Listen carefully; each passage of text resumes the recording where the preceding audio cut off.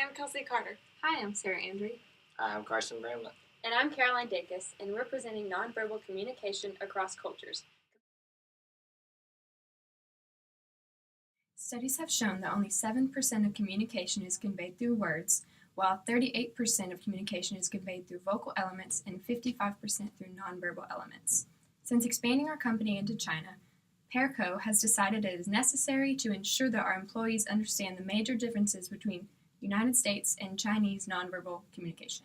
What is nonverbal communication? Nonverbal communication is used to emphasize verbal language. It can also be used to complement or contradict our verbal messages. Sometimes our body language does not match what we are saying. Now that we have established the functions of nonverbal communication, let's discuss a variety of nonverbal communication styles.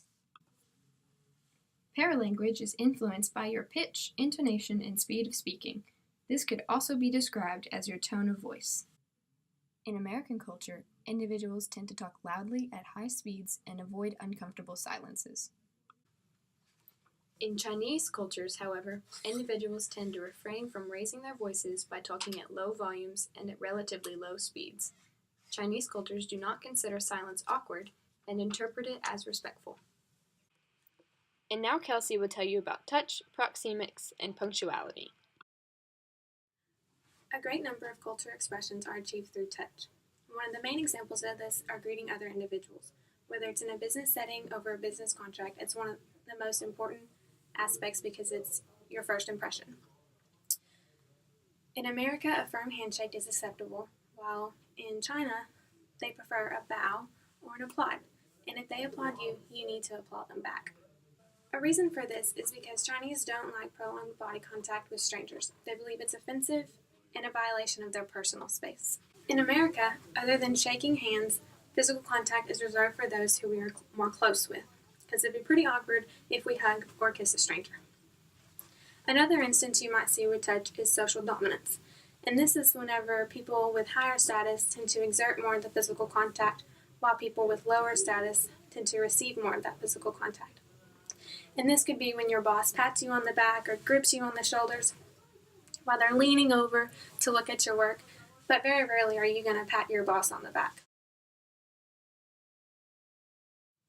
Personal space is all about how close someone is in proximity with you. And population may be the first thing that you notice whenever you go to China. Entire generations will be working together, eating, sleeping, and playing in the same room. Their dorm rooms consist of about 6 to 8 individuals, which is a space that fits normally 1 to 2 Americans. China focuses more on a collective base and family approach, while Americans focus on individualism. Downtime, alone time, and just being within your own space is highly valued within Americans.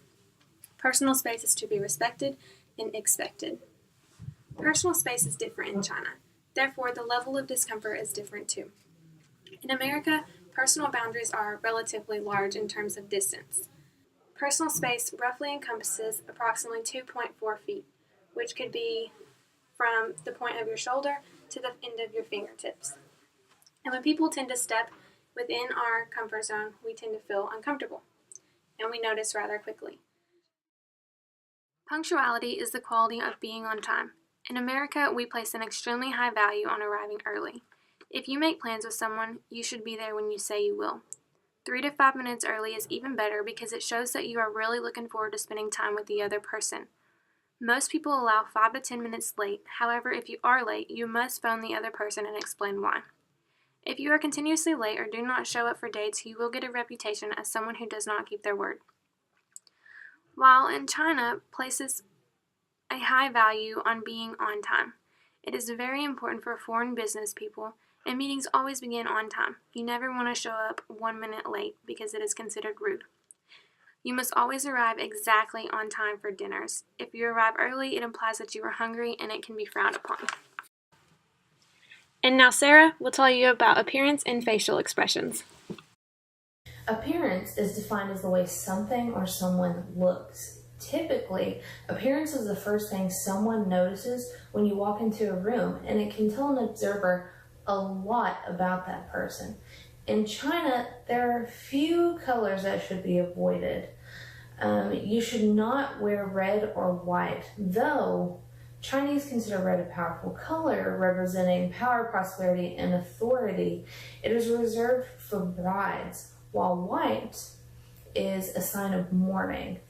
Americans simply prefer matching colors, solid color neckties of your choice, and prefer a handkerchief not be worn in the pocket.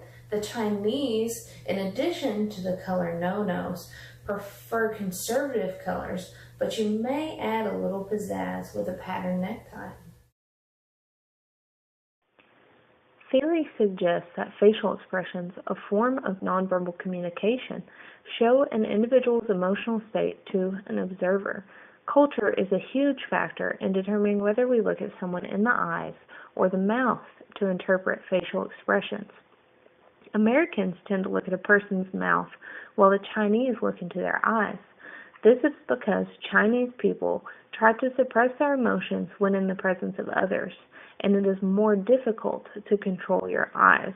Meaning, for the Chinese, it is easier to read facial expressions when looking at one's eyes, while Americans, who have no problem displaying their emotions, look at the mouth to gauge a person's response. And now Carson will tell you about gestures and eye contact. In nonverbal communication, gestures can differ a lot between cultures. This is no exception with China.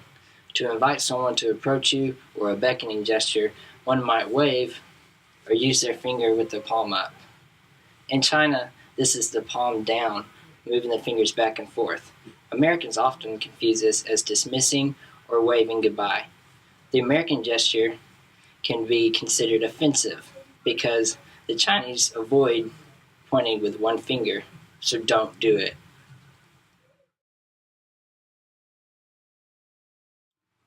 And that brings us to eye contact. Eye contact is a form of nonverbal communication that conveys meaning and emotions through one's eyes. In Western cultures, much emphasis is put into the eyes. It shows that a person is attentive and listening when communicating. It is also used to judge the character of people. American businessmen often view eye contact as a very positive sign that exudes confidence and insinuates trustworthiness in applicants. In China, eye contact is important, but is used mostly with people of similar status like friends or family.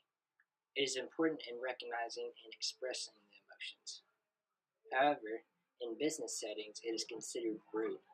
It can be taken as an assertion of power or even a sexual advance. So please do not try to have a staring contest. Going forward, it is integral that our company be mindful of our nonverbal communication when doing business with our new Chinese partners. The American and Chinese cultures differ greatly, so please go back over the different nonverbal communication styles, which were paralanguage, touch, proxemics, punctuality, appearance, facial expressions, gestures, eye contact. While reviewing these styles, try to become familiar with China's communication norms, such as bowing instead of shaking hands, their distaste for prolonged touching, and direct eye contact. To end, we will look at the old saying and realize its profound truth. Actions really do speak louder than words.